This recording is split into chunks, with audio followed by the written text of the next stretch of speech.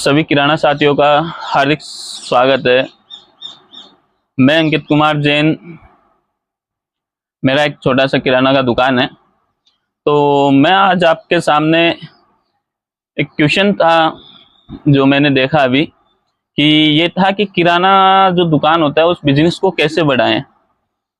तो उससे रिलेटेड मैं एक कुछ टॉपिक्स लेके आया हूँ आपके सामने। अगर जानकारी अच्छी लगे तो ज़्यादा से ज़्यादा इस बात को शेयर करें दुकानदारों के साथ, और इसका बेनिफिट मिले आपको भी और मुझे भी। तो देखो, किराना दुकान जो होती है या ग्रोसरी स्टोर जो होती है, उसको बढ़ाने की सही रणनीति होनी चाहिए कि आपके पास प्रॉपर सामान होना चाहिए, प्रॉपर जो आपके जो एस्टिमेट होते हैं, आपका जो माल लाने का ले जाने का, वो सारा एकदम सुसज्जित होना चाहिए। ग्राहक को संतुष्टि होनी चाहिए और आधुनिक जो तरीके हैं उनके माध्यम से दुकानदारी होनी चाहिए। अब जो पुराना जो प्रोसेस थे वो अब नहीं चलने वाले। अब कुछ नया जो अभी चल रहा है वर्तमान में, हम क्या कर सकते हैं उनके अकॉर्डिंग। तो देखो, पहला जो है ग्राहक सेवा और सुविधा। जो पहला नियम है वो क्या होना चाहिए, ग्राहक को अच्छी सी सेवा देनी चाहिए और सुविधा मिलनी चाहिए वो जो उसे चाहिए। तो देखो, इसके लिए 3 आपको पॉइंट ध्यान में रखने हैं। क्या? एक, मुस्कुराकर कोई भी ग्राहक आए तो उसको मुस्कुराकर स्वागत करें। ठीक है, आइए आपका क्या स्वागत, ऐसा तो कुछ नहीं कहना है, ताकि उसको ज्यादा वो भी नहीं लगना चाहिए, ऊपर फील नहीं होना चाहिए। उसके लिए आप अच्छे से बोलिए, आइए साहब बैठिए, क्या लेंगे आप, तो उसको थोड़ा सा अपनापन महसूस होगा। ठीक है।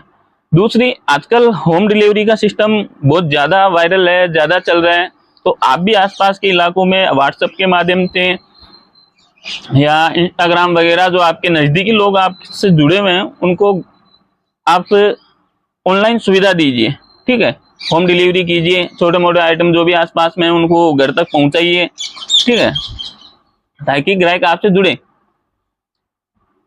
तीसरी बात, आप जो भी उधार दें, देखो दुकान जो होती है और जो लोकल एरिया में होती है वो उधार के बिना नहीं चल सकती। थोड़ा बहुत तो आपको करना ही पड़ता है, लेकिन आप उसको मैनेज करें।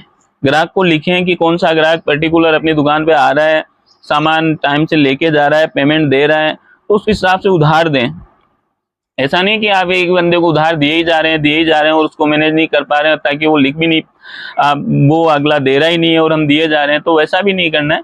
एक बार दें, देखें, हाँ 100-200 से शुरुआत करें, फिर अगर टाइम से देता है तो और बढ़ाएं, कोई दिक्कत नहीं है, लेकिन ज्यादा ना करें। नियम से दें और नियम से वापस लें, इतना रखें। ग्राहक को पहचाने। ठीक है, सबसे बड़ी बात यह कि ग्राहक को पहचाने। दूसरी चीज मैं आपको बताऊंगा, स्टॉक और प्रोडक्ट मैनेजमेंट। आपके पास प्रॉपर रूप से हर सामान का स्टॉक होना चाहिए। जो आपकी दुकान की डिमांड है, जो आइटम ज्यादा बिकते हैं आपके पास, वो प्रॉपर रूप से आपके पास अवेलेबल होने चाहिए, ताकि ग्राहक आए और उसे ये महसूस ना हो कि इसके पास ये चीज नहीं है, अगली बार वो आने से सोचे यार कि वहां मिलेगी या नहीं मिलेगी। तो ऐसा कुछ नहीं होना चाहिए। ठीक है, आपके पास जो भी सामान है उसको सही तरीके से मैनेज करें। जो भी चीजें जो ज्यादा बिकती है, लोकप्रिय होती है, वो चीजें रखें। जैसे दूध है, ब्रेड है, तेल, दाल, ठीक है, चीनी, मसाले, ये प्रॉपर रूप से आपके पास होनी चाहिए। दूसरी, सीजनल सामान रखें। जैसे सीजन आती है उसके अकॉर्डिंग सामान रखें। त्योहार आ रहा है कोई तो उसके अकॉर्डिंग सामान रखें। सर्दी गर्मी के हिसाब से सामान रखें। अगर शादियों का सीजन है तो उनके हिसाब से सामान रखें। तो थोड़ा क्या होगा कि ग्राहक को कंफर्ट महसूस होगा कि वहां पर वो चीज मिल जाएगी। नए प्रोडक्ट ज्यादा रखें। जो भी चीज मार्केट में आपको प्रचलित हो रही है या ज्यादा बिक रही है तो उसको ध्यान में रखें और वो आपके पास अवेलेबल होना चाहिए। अब इसी क्रम में मैं आपको तीसरी जो चीज महत्वपूर्ण बता रहा हूँ, जो टॉपिक है वो क्या है, बिक्री और मुनाफा बढ़ाने के तरीके। ऐसे बिक्री बढ़ाना और मुनाफा जो आपको ज्यादा से ज्यादा होना चाहिए और बिक्री भी अच्छी होनी चाहिए। तो उसके हिसाब से आपको क्या होना है, कुछ तरीके अपनाने हैं। तो उसके लिए भी मैं आपको 3 जो चीजें बताने वाला हूँ वो ध्यान में रखें। एक, कुछ चीजों पे कॉम्बो ऑफर रखें। जैसे तेल या चीनी खरीदने पर आप उन्हें 10 रुपए की छूट दे सकते हैं, या कोई आइटम फ्री दे सकते हैं जिसमें आपका अच्छे से मार्जिन भी निकल जाए और आपका जो ग्राहक है वो भी संतुष्ट हो जाए। ठीक है, ज्यादा मार्जिन भी नहीं होना चाहिए कि आप ग्राहक को ऐसे सोचे कि हम इसका भी निकाल लें, इसका भी नहीं। उसी में निकलना चाहिए कि ताकि ग्राहक को लगे कि वास्तव में यहाँ आने से कुछ बेनिफिट है। वही बात है कि कोई आदमी अगर 2 किलो चीनी बेच रहा है, ठीक है, वो 50 की बेच रहा है तो उसके कोई दिक्कत नहीं है कि 46 की आई तो उसके 8 रुपए बच गए। पर आप वही चीनी अगर आप 48 की दे रहे हो, दूसरी दुकानदार से कम दे रहे हो, आपके 2 रुपए ही बच रहे हैं, लेकिन आपके पास उसको जो बेनिफिट होगा वो ज्यादा हो, क्योंकि अगर आप 48 दोगे कि आपके पास ग्राहक ज्यादा आएंगे, ठीक है, आप 10 किलो बेचेंगे तो आपके पास उससे ज्यादा मुनाफा होगा, ठीक है, ऐसे। और लॉयल्टी सिस्टम, बार बार खरीदने पर अगर कोई ग्राहक आपके पास ज्यादा आता है तो उनके लिए कुछ ऑफर रखें, उनको कुछ गिफ्ट दें, आप उनका ध्यान रखें, या कुछ पॉइंट्स दें कि आपको इस बार आने पर इतने पॉइंट आपके हो गए, अब की बार आपको ये आइटम मिलेगा, ये गिफ्ट मिलेगा, तो ताकि ग्राहक को अपनापन लगेगा उस चीज में, उसको सामान लेने में इंटरेस्ट लेने लगेगा कि हाँ यार वहीं से जाके लेकर आना मुझे। ज्यादा से ज्यादा हो सके छोटे पैकेट्स का सामान रखें, ठीक है, छोटे पैकेट्स का मतलब कि जो भी चीजें हैं, क्योंकि हर ग्राहक बड़ी चीज नहीं ले पाता, तो उनके अकॉर्डिंग भी सामान रखें ताकि वो आसानी से ले सके। फिर आगे चलते हैं, मार्केटिंग और प्रचार। आजकल जो आपका है मार्केटिंग का बहुत ज्यादा इफेक्ट रहता है दुकान पे, तो वो भी ध्यान रखें। व्हाट्सएप ग्रुप बनाएं अपनी दुकान का, या अपने कस्टमरों को ऐड करें उसमें, आसपास के ग्राहकों को जोड़ें उसमें, और रोज कुछ ऑफर निकालें उसमें, ताकि उनको नोटिस में रहे कि आज ये चीज वहां मिल रही है और इसका बेनिफिट हमें मिल सकता है, ताकि ग्राहक आपके पास पहुंचे।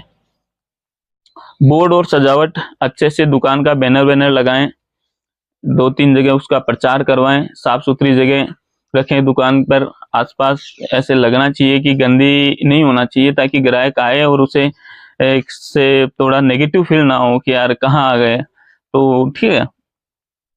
स्थानीय विज्ञापन, जहां भी आपके आसपास है, स्कूल है, मंदिर है, जो भी आपके क्षेत्र का बड़ा इलाका है जहाँ पर लोग आते जाते हैं, ऐसी जगहों पर प्रचार करें, लगाएं, बैनर लगाएं अपनी दुकान का, ठीक है। और लास्ट में मैं कहना चाहूंगा, एक और पॉइंट है कि डिजिटल और आधुनिक तरीके, अपने जो आजकल के डिजिटल तरीके, आधुनिक तरीके, उनके हिसाब से आप चले।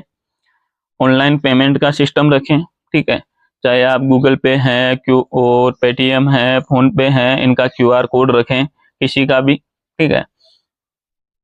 खाता रख और डिजिटल खाता रखें, जैसे खाता बुक है, उसमें अच्छा मैनेजमेंट हो जाता है ग्राहक को।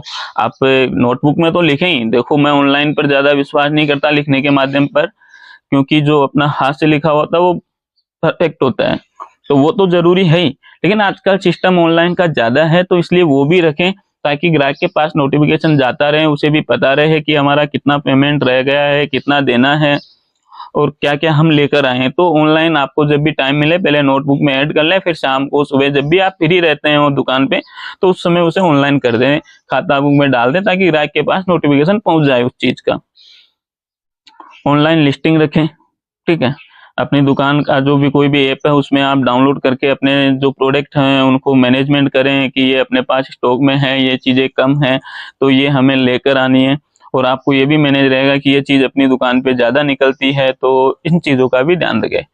गूगल मैप पर अपनी दुकान की लोकेशन डालें, ताकि लोगों को आसानी से ढूंढ सके दुकान को।